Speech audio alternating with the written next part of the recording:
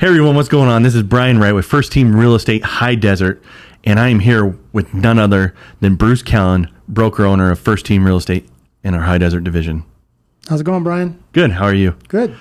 So, after almost a decade of working with you, why is it taking you so long to get on this video podcast? Well, we had an agreement, so I don't like to do this kind of stuff normally. We can tell. And I'm not really that guy that does a lot of videos and a lot of self-promotion. But you and I closed a couple big deals in August. It's September 3rd today, and in August you and I closed about $19 million in a couple commercial sales. Yeah. So the agreement was if we got that done, that I would go on your podcast. So here I am. So how do you like it? It's like a Bigfoot sighting. How do you like it so far? I don't. I can feel it. The energy's weird.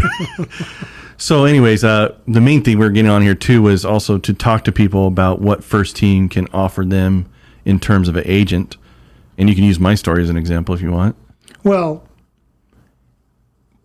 you know, we started this going on 7 years ago, and everybody came from different offices.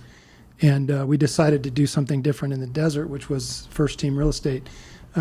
First Team is big along the coast. Everybody knows the name down there, but they didn't know First Team up here. But I think we've kind of become a pretty good brand name here. And a lot of it's because of all the great agents that have joined. I mean, we started out with a good core group, and now we have agents from all over. You came from EXP. Yep. Obviously, you're one of the originals. So I would probably ask you the question, why did you decide to go to First Team, and how's it been for you? I created an environment in my office that it was kind of all dependent on me, right? So I kind of wanted that team environment, to be honest. And then when I knew you were partnering with Robert to open those offices, I was down because I've heard your name a lot back then. All good things, all good things. I was just going to say, hopefully good. No, it was all good things. Well-respected, names carries on forever. And then you opened my eyes to a whole nother world that I never thought I would see. And now that's 90% of my business, or 80% of my business is commercial now, because you helped drop that seed. And I blossomed into a beautiful butterfly now. It's taken a lot of pain and suffering, but we got there. Well, you know, not there yet. I'm the kind of person that I work really hard. I'm in the office almost every day. And I agree. I don't really have time for a lot of people if they're not really going to commit. I mean, obviously, when I got into real estate, I had a different job, and I had to transition into real estate and make it my career. So that's been important to me to build up my own business. So a lot of the people around me, if they're committed and I know they're wanting to learn and do other things, then I'm all about helping them get to that point. Yeah, there's not much complaining around you. Yeah. You don't put up with that. Well, and I grew up.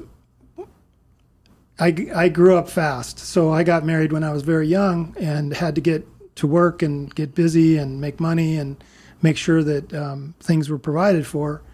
So there's never been a point in my life that I have not worked hard. So I've never not been employed. I've never been fired from a job. I've never lost a job. It's always been my own choice. So my choice early on was to be self-employed. I started out in the grocery business, and there's no idle time. If I was ever in a point of idle time, somebody would make sure to come up and tell me that there's always something to do.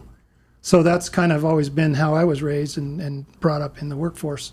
So once I got my own business, same thing. I'm my own boss. I can either take the day off and not do anything, or I can work and try to get ahead. So that's what I chose to do.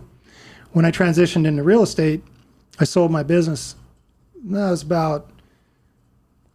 I got my license about 20 years ago, but I was doing real estate pretty much my whole life. I built my first house when I was 20 years old. But in the meantime, I committed to it, and then I got put in a position where I kind of had to open up my own office. So if I'm going to do it, I'm going to do it. I just went in, full tilt. And you've done pretty good, huh? Yeah, I mean, we've grown from 4 people to 70 people, and it's been a careful growth. It's been an organic growth. It's funny because I'm doing this podcast with you, but everybody that I ever talk to, the people that know me, they know I'm not a big recruiter. Yeah. I'm not out there. I don't go to all the events. I don't, hang out with all the different agents. And, Hoorah. yeah, I just I figure if we do a good enough job and people know who we are, then organically they'll want to come to us. And I'm open to all good agents that want to come to us. We've got some really good people. We've got, seasoned agents, been in the business a long time. We've got, newer agents that are eager to learn and want to do business and make money. So it's a good balance, and we've got a good vibe. I think that's the thing I'm most proud of is our vibe. It's a team, and that's all I can say. The office environment is really good, actually. Yeah, we encourage collaboration. We encourage open-mindedness as far as real estate goes. As you know, because when you started with us, you had come from EXP. You only knew houses, maybe a little bit of land. So in your evolution of your career, and you've had, quite a few $20 million plus years. Last year this year you had a $20 million month. So to open your eyes to other business because you're capable of it was something I wanted to make sure that, we could do. And I have several agents that we've done that with. They've done some big commercial deals. We Sure. had an agent a couple years ago close, what was 14, it, a $14 million deal. So, I don't need to be the one to make it all. And I'm at a point in my career, in my life, that I would want to try to make it so that other people can experience those kinds of deals. So that's kind of what I like to do. I like to mentor people and get them going, make sure that they understand what they're doing so that they can confidently do it. And we've had quite a few large commercial deals. The biggest. It's been, it's one of those things we just don't, and it's my own fault that I don't promote that and advertise it and get out there and tell everybody about it, but that's just not my style. Well, here's your chance. Yeah. But no, I wanted to personally thank you because you actually helped me tremendously. I've probably quintupled my income. But not even that. It's not even about the money, right? You've been a good mentor, role model for me. Yeah, well, I appreciate it. I mean, I take this all seriously. When I come to work, it's with a purpose. I see so many people that they somehow need accountability or more motivation or all kinds of things. And then I see offices where, everybody likes to just socialize and go in and, everybody has wine and cheese and, different things to somehow create that bond. I think those are all things that have to happen organically. I mean, we've got a good vibe because we have people that collaborate and actually get along. I've seen offices, and I've actually been part of offices where there's a lot of cliques and a lot of mean kind of spirited stuff going on. Sure. Some of the top producers are real, they're closed out, they're doing their own thing. They don't, I used to be like that. Yeah, well, I mean, everybody in here, for the most part, is they love to come in, they love to network. We have a lot of events as an office. We have parties and get-togethers and different things. Every year since we started, we take the whole office to Las Vegas. That's been kind of a tradition rather than just reward the top producing people. Sure. We want to just make sure everybody shares on the growth and the success. So that's kind of been our mindset, is to, I guess, whatever that is with the government where you leave nobody behind. Oh, yeah. We have kind of that same mentality. Sure. We don't want to leave anybody behind, make sure that they're all part of the team, the overall team. I've coached youth sports, my kids, both my kids. Comparing youth sports to realtors. It is. And the example I'll give is, the kind of the best teams and the best groups that we've had is when there's no weak link in the chain. So if you have a group of kids, especially, young kids that you're molding, they play sports. There's always 2 or 3 that are really good. There's always 2 or 3 that are really bad. And then there's a bunch in the middle. My goal as a coach is always to get the ones that are really bad to be more in the middle and get the middle guys to be able to perform to their highest level that they can get to, as far as teaching them, coaching them, training them. And probably 75% of it's mental. I equate all of that to real estate. We've got agents in here that they do well, but they can always do better. We've got people that, they want to do better, but they don't know how to go about it. They can get deals started, but they can't close them. So, with that in mind, if I was to recruit or do any of that kind of stuff, it would be with that kind of mindset to let them know that whatever it is that somebody is lacking, we can identify that and help with that. It's not like I looked at a broker matrix on one of the offices, one of the bigger offices, and I'm not going to slam any local offices at all, but we looked at kind of agent production, and they had a pretty big roster. And on the roster, there's probably 60 or 70 agents that had not closed a deal at all year, not one. And then there was probably another 20 or 30 that closed like 1, maybe 2. So, our ratio of agents that produce and kind of make sure that they're doing deals is higher than most offices, especially the big offices, because I think agents get lost in the shuffle. Sure. That's why it's been, like you said, organic growth is pretty interesting, because you see some of these newer companies where they'll recruit or get agents to join, and then sometimes they're immediately leaving, whereas your retention is probably 90%. I've been or really higher. lucky. Yeah, we've been really lucky. I mean, we've lost agents here and there, but for the most part, Where they think the grass is greener, huh? Well, I You think know who we're that's talking natural. Yeah, I think that's natural. Yeah. I think any time that things aren't going the way that an agent would want them to go, they're always looking for reasons other than themselves. And, that old saying of wherever you go, you bring yourself with you, is really true in real estate. It doesn't really matter what the brokerage is. Obviously, you would want a brand that's the legitimate quality brand that's known for integrity and knowledge and, that has a good reputation.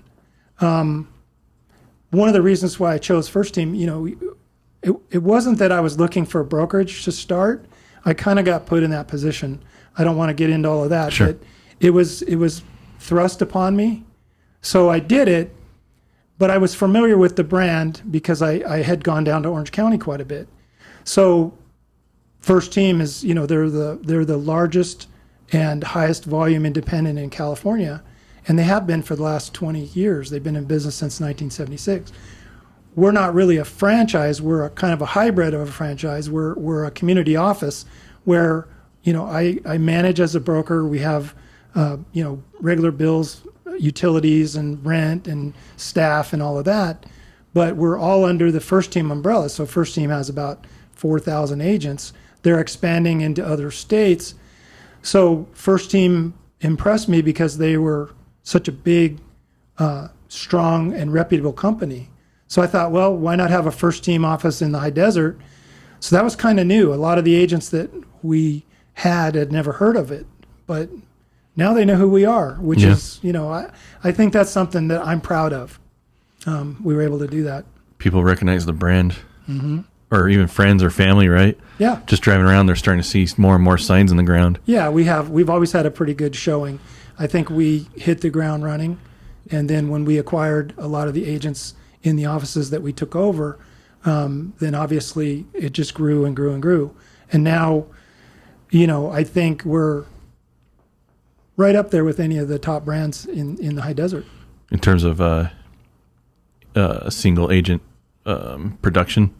I'm sure we're up high. I haven't checked that specifically, but we get our fair share. And I honestly don't. I've never cared about being number one. I've never cared about having that as my marketing. First Team is number one in California. I mean, we're not necessarily number one in the desert volume-wise, but I think quality of agents and a lot of the things that we bring forth here, brand quality. Yeah, I think we represent the company very well. So you mentioned like doing like team sports. So for an agent that is maybe struggling right now, not even has to be newer or even a seasoned agent that's struggling, because the market is changing, right? Absolutely. What can you bring to the table or offer them that these other brokerages, like you say, sometimes they get lost in the weeds or whatever you call it? What can you, as a First Team High Desert, offer an agent, even a top producing agent? I think. Okay, put it this way: there's not a single person I know that couldn't do more than they do, and that includes me. I mean, it's Fair. it's just human nature. You're going to do what you do, and you're going to limit yourself however you decide to limit yourself. Some people, their priorities are other places, and they should be. I mean, as an agent in any business, even if it's anything, you should have balance. You should have, a good home life. You should have a good recreational life. You should have, vacation time, free time, and then your business. It shouldn't be all work and all business. So, I mean, with regards to up in somebody's game, I always hear level up. I'm going to level up. Okay. So what does that mean? It just means getting that additional boost out of your career that you could give yourself if you decided to put your mind to it. So we have, people that maybe their spouse works or they don't necessarily need to work, or they're retired and they're just doing this as kind of something to do. There's nothing you can do about that. But there's a certain amount of people that want to make money and want to get ahead and want to do better and want to learn. My value, I feel, compared to other offices, other brokerages, whatever you want to call it, and I'm not saying that they couldn't do this, because you can, but my focus has always been trying to do things differently than everybody else. So what I mean by that is when everybody's selling land, I want to sell houses. When everybody's selling houses, I want to do commercial. When everybody's doing commercial, I want to do industrial or something different. We've been able to pivot, and you're an example of this. I have quite a few people now that are taking advantage of the fact that you're a licensed realtor in California. You can do pretty much anything. Most people limit themselves to what they do because they either don't know it, or their broker doesn't know it, or they're afraid to do it. And then there's some offices where they won't let you do it. They'll say, your best friend has a commercial building that you could sell for $3 million, and no, you have to refer it over here to this commercial or that commercial, or, oh no, you can't do it because there's too much liability, you might get sued. Instead of saying, we can do that, let me show you how, which is really, again, one of the things that I'm kind of proud of, because I have a background with that and I've done well commercial. I don't know my exact numbers, but I've done a lot of residential. Obviously, when I first started, it was all houses and land and that kind of thing, and then fairly quickly I got into commercial, and then I was successful at commercial, and I've been in the business now for 20 years, and I think probably done 200 or 300 million in sales volume, and probably 60 or 70% of that's been commercial, whether it's, subdivision land, industrial, buildings, straight commercial, retail, stores, gas stations, whatever. I don't really like to do business opportunities too much, only because there's a lot to it and more liability, and you can't necessarily trust the books all the time. So I don't promote that too much. Put yourself in that position. But most of my business has come to me over the years by referral. I don't advertise. I don't put myself out there. I don't do a lot, but I don't compete in my own office against residential agents. I'm not out there answering the phone trying to take houses or get calls in or do deals that the other agents should get. I refer all that to agents, and I try to give referrals to the agents that are coming in a lot and doing work, and sometimes I split deals, that kind of thing. But there's so much opportunity that I think a lot of the offices don't really. It's not that they wouldn't do if they could, but they're so busy doing other things that they lose track of all the ancillary type things that they could get into. And that's what I enjoy.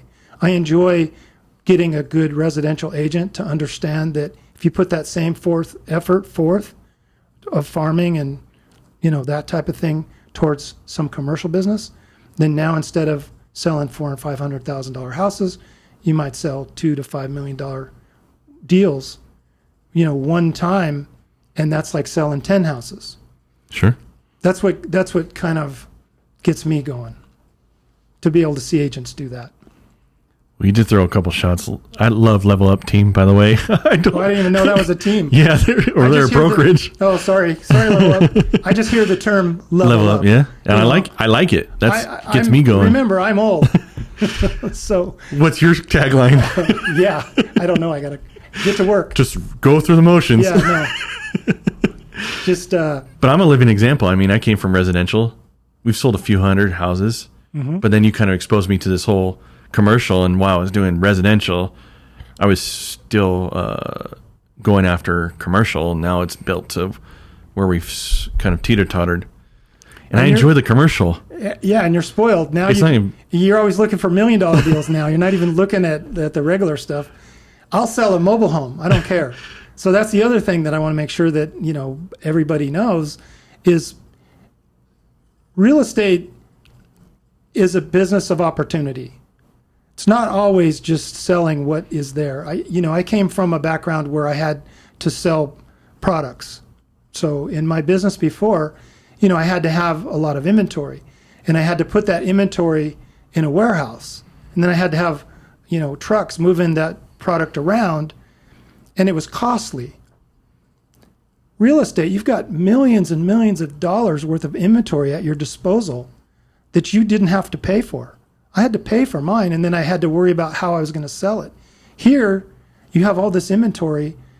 All you have to do is figure out how can you sell this to this person or that to that person based on what you know about them. So real estate is also a business of relationships. My broker that I had when I first started, she taught us that real estate is a relationship business. It's not a technology business like they want to try to make it. And that's why when I say level up, it's just a term I hear. I see so much stuff with technology that it's never going to happen. It's always going to be a relationship business because you have to understand your client, and you have to understand what it is they want or what it is they need to do if they have to sell. And then you have to understand the market. You can't necessarily get all that without putting yourself out there in a relationship way. I agree. And it's about the client's needs too. It's not just like piecing, hey, what does this buyer need? It's what the buyer needs and wants. And usually we created relationships where even that deal, a lot of people look at my numbers and they don't see a lot of our stuff that we do off market because technically we have those relationships with maybe tens of millions of dollars of real estate that maybe be suitable for a buyer that needs that for return on investment, or they want to invest to bring in a nice cap rate that comes in. Because what are you getting in the bank right now? Less than 1%, I think, in a savings account, or you get 5%. And I mean, I'm glad you're hitting that point because that is a good point. Most of the value that you can get in a brokerage, that's if you're participating. I mean, if you're not going in, or you're not really like office meetings. Yeah, if you're not part of the office, or you're not networking, or you're not like wanting to apply yourself, you miss out on a lot of opportunities because most of our really big sales have been off market. And in that case of the $19 million worth, that was one of those was on the market and the other one was off market. The biggest one that accounted for about 17 million, that was strictly off market. That was relationship based. It was finding a buyer, finding a seller that would match up. And we did that. And we do that a lot. And a lot of the offices, It's all about, you got to know the MLS, you got to work on the hot sheet, get all that. There's so much more to it if you're exposed to it. And I don't know how many people are getting exposed to it, but in our office, they do get exposed to it as long as they're open-minded and they're, participating. There's lots of deals that, we had one of our agents, I had sold exchange property to one of my commercial clients that sold some land and needed to exchange. So they bought a house in Jess Ranch. And just by being in the office, one of my other agents was saying, oh, I need a house in Jess Ranch. Well, I just happened to have that one and put them together. And next thing you know, we've got another deal. So we ended up with 3 deals just from the one. But it's a business of opportunity. That's really important. But you also need to be prepared for when that moment comes, right? Mm-hmm. Like even that monster, it took almost a decade to cultivate, right? But at least we have the opportunity when it comes that we know how to piece it together. And it's way better working together than sometimes outside the brokerage, because we just make it a lot easier, it seems. Yeah, I mean, nothing's easy, but it's just important to smoother, keep your eyes and ears open at all times. I'm one of the things that I talk about when we have office meetings and stuff. The best thing you can do if you're a real estate agent is make sure that you know your real estate agent at all times. I can't tell you how many times I've been, standing in Staples or something and I'm wearing, first team shirt or first team hat, or someone will be talking in the line and they'll say, yeah, my nephew's going to sell their house, and I'll be the one to tap on their shoulder and say, hey, I wasn't really trying to overhear a conversation, but you mentioned maybe having to sell a house. I'm a real estate agent. Can I give you my card? Mm-hmm. It's amazing how many agents don't, or they go to parties or they have friends or family and they just kind of keep it like they're secret agents. It's like they're not even promoting themselves at that point. So, we just try to make sure they understand. It's like that ABC, always be closing. You're not closing all the time, but I would say always be aware, always be knowing what you do, because you're doing it all the time. And if you got kids in sports, if you go to church, if you go to social events, meetings, whatever, you should have that I'm a real estate agent and I can help you and I'm happy to help you. I have more people that I tell them you should wait, especially with land and investments. It just depends on what it is or where it is. If it's something that may take some time, I'll say, if you wait a little bit, I think your value proposition will be higher because you're in the path of growth here or there. And then so many people will say, oh, wow, I've never had an agent tell me, they don't want my business. And then when you do that and you're honest with everybody about it, they come back to you. Builds a lot of rapport. Yeah, they Trust. they're like, and you can call them back. You should always stay in touch with your clients, but you call them back and say, hey, now is a good time, and they appreciate that. Everybody wants to try to, get as much out of their property that they can, especially when it comes to investors. That's all they want to do is make money on their money. And there's going to be some investors or some building owners, and I'm sure a lot of your friends are going to watch this because they're like, in 60 plus years, I haven't seen him ever do anything like this. Yeah, well, 50 years. Trust me, you got me on a good day. Yeah, I did, huh? And I think most of the people that know me know that I'm, if I'm in a social situation or if I'm in an office situation, I can be outgoing. But really, I'm more introverted than I should be as a broker that's trying to recruit people and build an office. But I'm proud of the office we built, and I don't think I would have done anything any different. I mean, we have what we have going, and I think people see that. But it's been kind of something we've kind of kept to ourselves, and not to say we don't want more people, because obviously we do. We do. That's what I was going to say. But, it's not the end of the world if we don't, because we do pretty good either way. And luckily for me, I mean, knock on wood, we don't have a lot of overhead. We don't have a lot of of things that we've overextended on.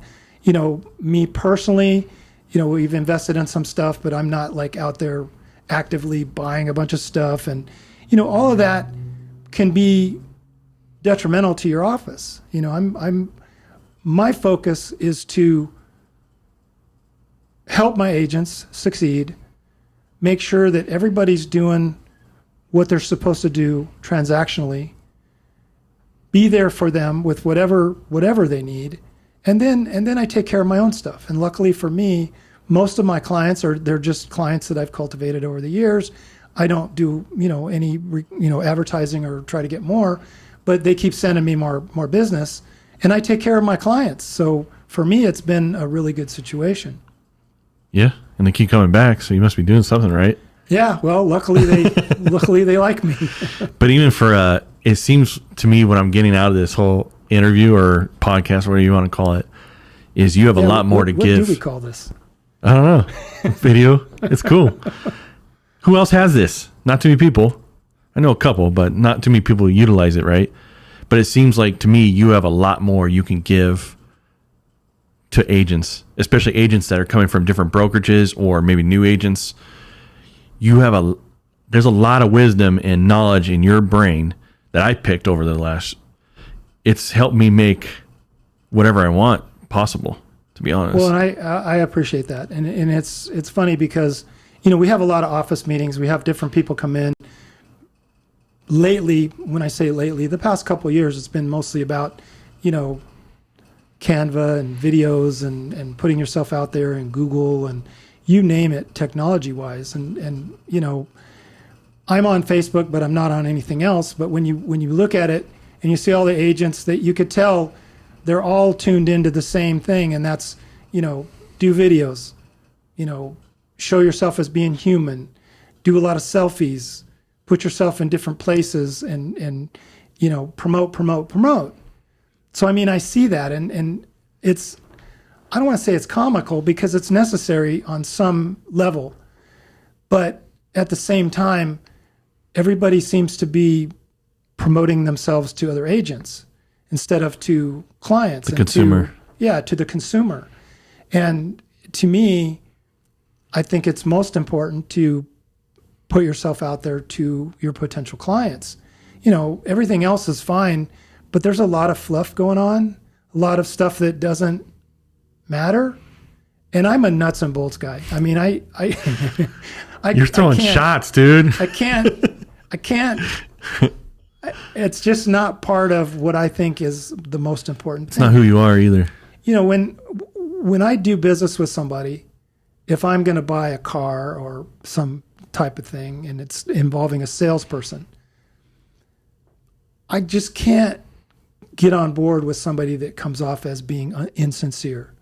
So that's probably my biggest thing, is when you're online and you're promoting and you're doing stuff, and if there's some way that you're coming off that seems to be insincere, or you're like super up, or that kind of thing, I'm not buying it. Showing off everything you have, like, yeah, exactly. Materialistic things matter and to a consumer that wants to just sell their house for top dollar or property or building. And all of this stuff, I've done this and I've done that, and I'm this and I'm that, and I'm the best or whatever. I just want that down to earth guy that's going to tell me the honest truth about what it is I'm trying to buy.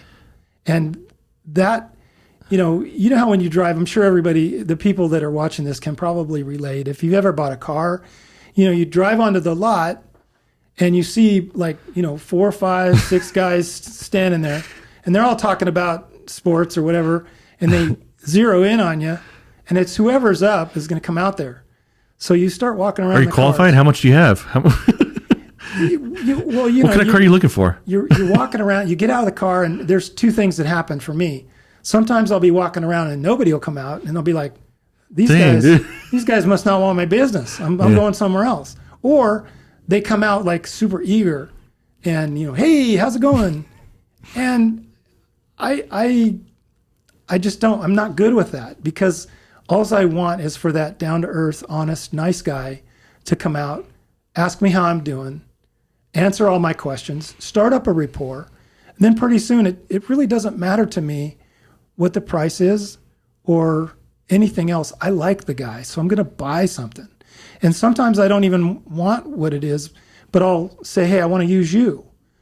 Real estate's the same to me, and I do get the motivational factor of it, and the the kind of everybody up and happy, and showing videos and hanging signs up and swinging signs around and doing stuff. I get all of that, but the bottom line to me is that just honest, good salesperson that knows their stuff.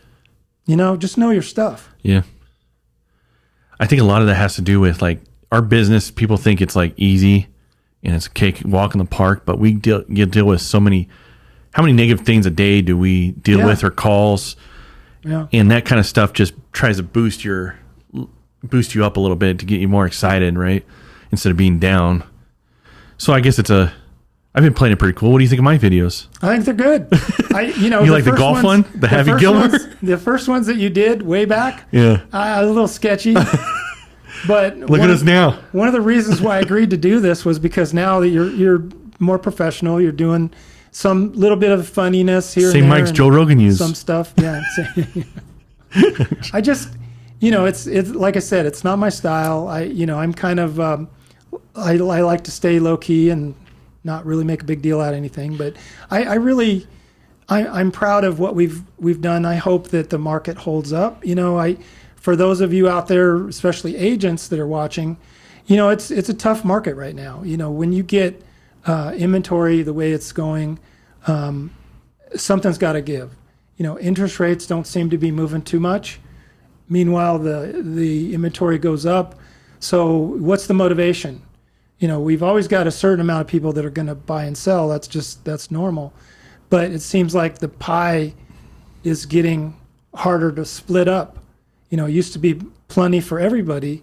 Now, it's the people that are working and hustling and really like taking care of their clients and staying in touch with their clients. They're the ones that are getting to do business right now. New people, agents that maybe were sitting on the sidelines that now want to try to get busy or do something. It's tough, and it may get tougher unless the interest rates go down. If these guys out there now are on a 2 or 3% interest rate and they don't have motivation to move or sell, then it's getting to be a harder market.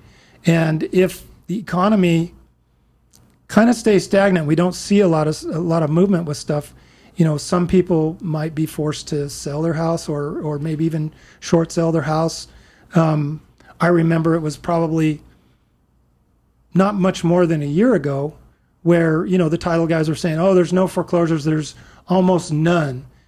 They can't say that now because they're coming, and we see it. And we're starting to get more REO properties. We're seeing them on the market. So again, if you're an agent that hasn't done, bank-owned sales or short sales or things that, you have to always be ready to pivot when you're a real estate agent. If something's not selling here, then you need to go over there. And I see a lot of the agents, you get stuck, in what you do. And that's one of the reasons why, I always try to help them, because the only way you're going to get out of it is if you change your habits and your mindset and what it is that you're focusing on. Because if you're focusing on, for example, back in the day, the office signs always had the phone number of the office. So we had people working the up desk, a lot of people getting phone calls, come to the office on the sign. And so that everybody was busy. Well, since there's been more personal branding over the years, for the last 10, 15 years, it's been all about personal branding, which I like, by the way, but it does make it so that other people suddenly aren't doing business, because the ones that do more business are the ones that are out there with their brand. So whether they're promoting themselves on social media or, a lot of signs out there and, or building up their boosted page on Google, the elevated name recognition kind of thing, it's just changed. So a lot of the people that didn't get into that, they're starting to kind of wonder where the business is at. Or maybe they did a lot of business because they had past clients. Well, if they haven't cultivated those clients or they haven't tried to get new clients, then that pipeline dries up. A lot of those clients have moved out of state. They've done something different. If you didn't keep up with them, they may have been working with a different agent.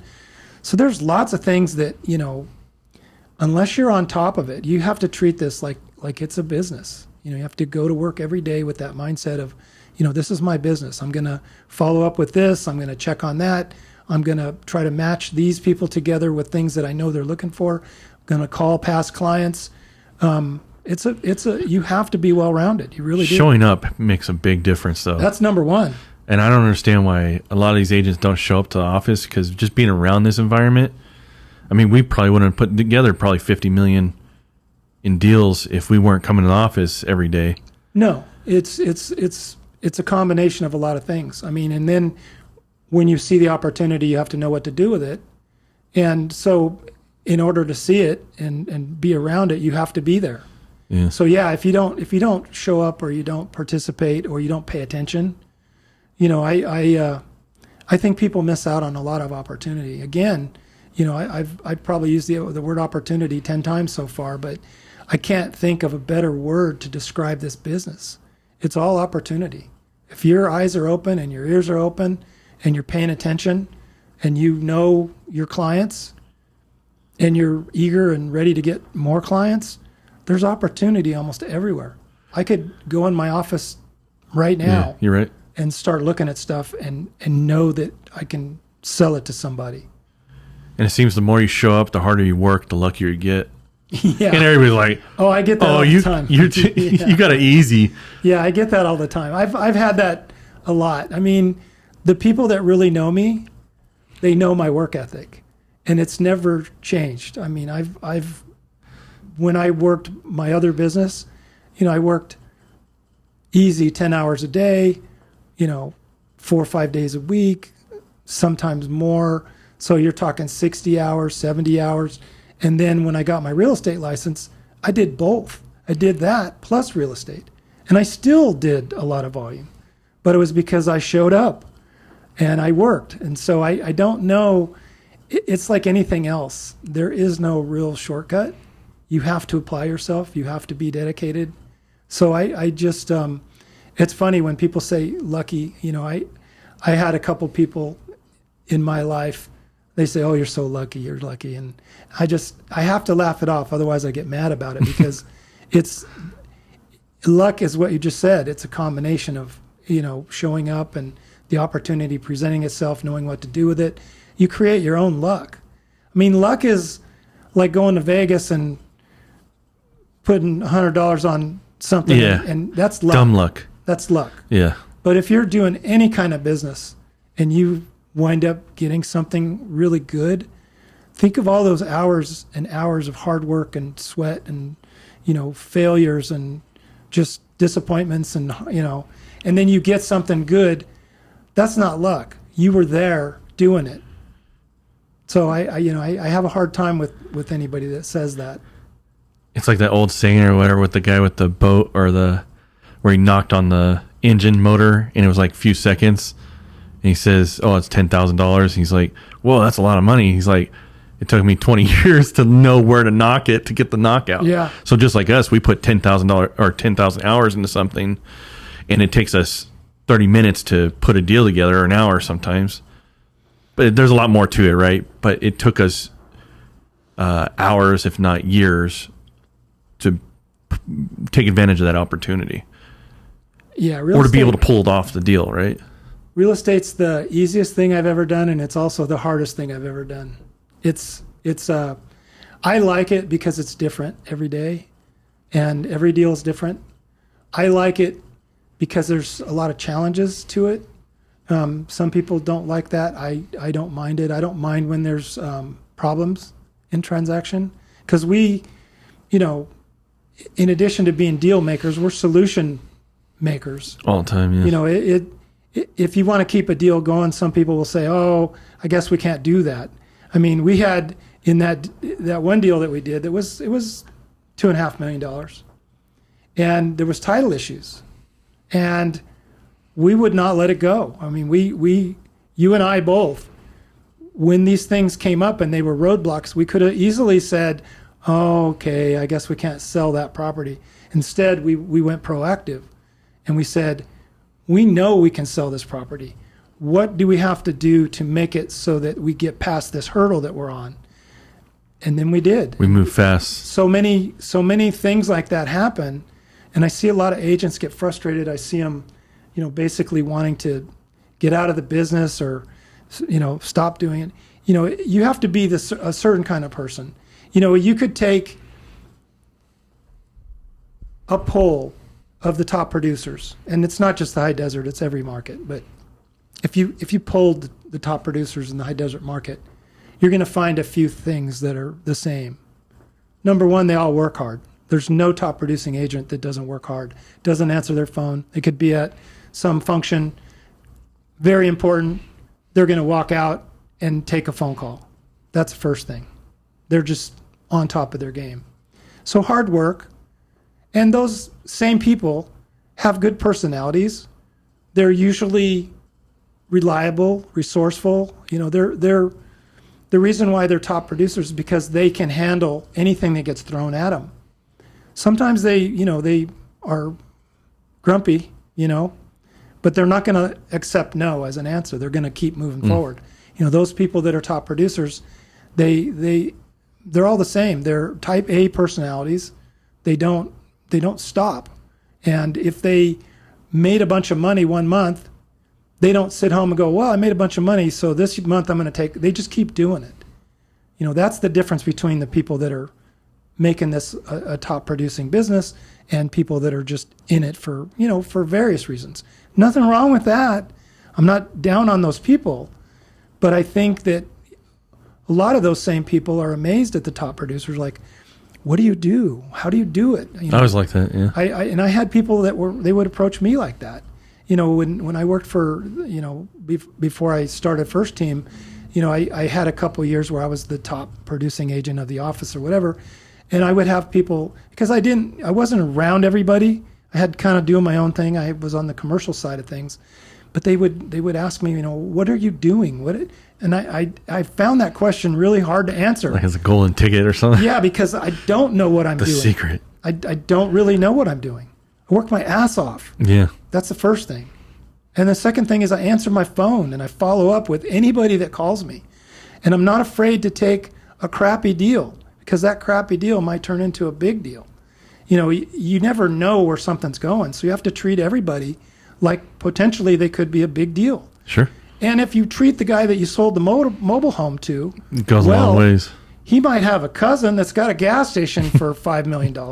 Yeah. So if you work hard and take care of your business and you answer your phone and you show up and do all of those things, then you've got a really good chance at being a top producing agent because Sure. they all have that in common. I agree. Guaranteed. So we got to wrap this up, but I'm sure. Well, I hope you edit this. No. I'm sure a lot of people would like to know a couple questions. What's your why? So I get that a lot. What? I thought I was unique. No, I do. I mean, that's kind of like level up. And I'm not talking about the real estate office. I'm talking about the saying. Yeah. I'm going to level up. I'm going to do this. I'm going to do that. What's your why? I get that. So I've always worked hard. When I was even a young kid, if somebody gave me a task, they'd say, this is what I want you to do. I would do that better than they expected because that's just my personality. I'm really kind of OCD that way when it comes to like when I worked, I was in the grocery business and I moved up the ladder very quickly. So I was a key carrier. I was running a crew of guys when I was 18, 19 years old. And it was hard work, but nobody outworked me. So anybody that was near me working, they would always be amazed that me as the boss or the manager, of that crew, why I would work that hard. Why didn't I delegate them to work that hard so that I could go somewhere else and Not they didn't have phones at the time, but do something else. Now if you're the boss, you run a crew, you do this, you do that, and I'm going to go talk on the phone. I'm going to scroll through my feed and whatever. My why is built in. I wish I could answer that. I do it for me. I mean, I have people in my life that think I'm crazy and that I work too hard. I have family members that are mad at me because I don't want to go do this. I want to work. And I like working. So I have to balance my life better to not work as much, but I find enjoyment when I work. Even when I'm gone, like I take time off now and I go places and I go to the beach or whatever. I still answer my phone. I still take care of business. If it's somebody that's calling me about something, when I'm on the phone with them, I'll take notes on my phone. And then when I get to a place where I can get to my computer, do whatever, then I get back to them. And I could be doing almost anything. I imagine when I'm on my deathbed, the phone rings, I'll be like, I got to get that. So it wasn't just luck. No. And my why is, I could say a lot of things like people say about, different things in their lives. My why is what keeps me going. My why is that all of this, it invigorates me. It keeps me going. It's what I like to do. When somebody comes in and they're new, or I have one of our newer agents right now that I'm going to start working with on commercial. And if I can get him going and he does a couple big deals and sees what he can do on his own and has that inner confidence, that's more my why than anything else. Being able to cultivate and build the business and the agents that work with me and the people that I know. And I'm just kind of more of a giver that way. I get enjoyment out of seeing other people be successful. I see that with me too. So now that we set this high goal, right? We did this X amount of dollars because we go off sales volume or gross volume, right? What's next for us? I mean, I feel like we've hit the mountain, or I've hit Bell Mountain. It's never now. What's next? The next mountain. There's always another mountain. Yeah. I mean, one man's ceiling is another man's floor. So you can. I mean, you could just stop and say, "Well, I've done really well. I'm done," or you can just keep going. Those kind of deals only come around now and then. It's not always the case. True. If you were in another area, the high desert is a different market, obviously. So you don't see those kind of deals all the time. So if you feel confident, you can go into other areas. I mean, I've sold deals all throughout California, southern, northern, all over. I mean, Sacramento, I did a bigger deal with a 35-unit apartment in Sacramento. I've done 70 units that were close to that. Anyway, the point is, just always be ready. And if your goal every year, people always say, okay, we're coming in on the end of the year. I'm going to do my business plan. I'm going to do my goal. I'm going to have a worksheet. I'm going to do all this stuff, a vision board, all this kind of stuff. I don't usually get into that, but my goal always is to do better than I did before. So if I know I've done a certain amount that year or that month or whatever, my goal is to do better the next month or the next year. It doesn't always happen, but it's my goal. And I try to make sure that the opportunities that are presented are taken advantage of. And if a big opportunity happens, then obviously I'm going to try to do it, because that's my goal, is to get, bigger, stronger, faster, better than I was previously. How many agents in our office would you like to get to where, or how many agents would you like to see doing $10 million more a year? Everybody. That's a crazy answer. It's a. I didn't know that was where you're going to go with it. The reality. Yeah. The reality is, everybody's capable. They are. Yes. And if you're not capable, it's because maybe real estate isn't for you. Or you don't apply yourself. That too. Or it's fear.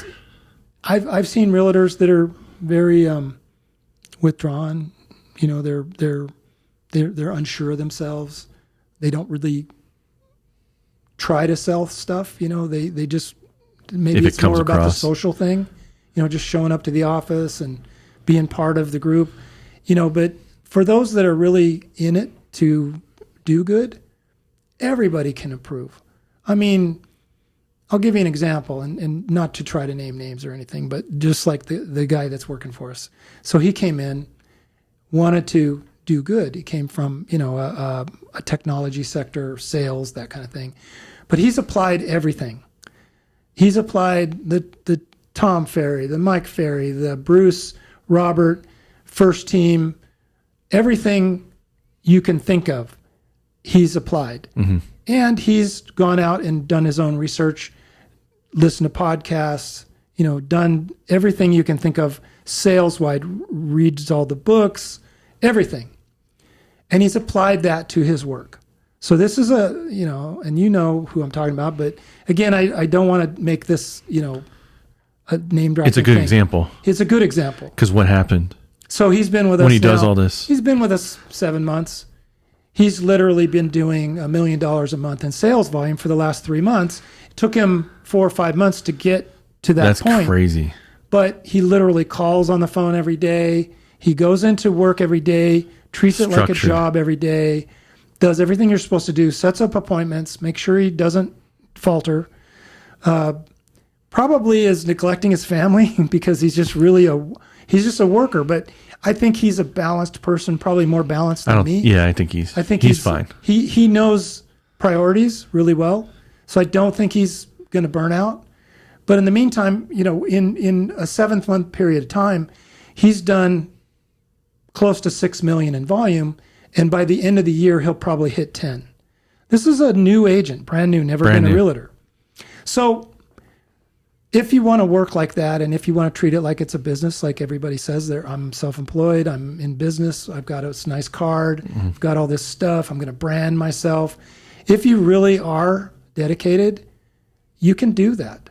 And the sky's the limit for him. He's the one that I mentioned earlier that I'm going to start training into commercial. Mm-hmm. Because again, if you're going to work that hard on the phone, you can farm for some good commercial properties, probably get them.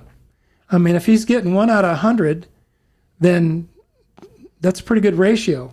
You get one of those every week or two, now you're talking millions of dollars. So from a making money standpoint, yeah, the sky's the limit. I agree. Well, I guess that's it. It's been fun talking to you. But what's your goal? What's my goal? Yeah, what's your goal? And realistically, what's your goal?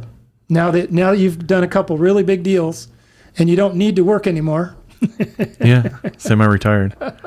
No, I just joke around that. My goal now, it's not about the money, it's about freedom. So it's freedom to be able to do what I want. So like you said, being able to take time. I've really never been on a real vacation, to be honest. See? I've never taken Brandy to Hawaii or anything. So that's probably one of the goals I need to do by the end of this year or something. It took me a long time before I ever did anything. So that's why you're wiser. Yeah. I've honestly listened to you tremendously, and it's with a couple people influencing me has created who I am today.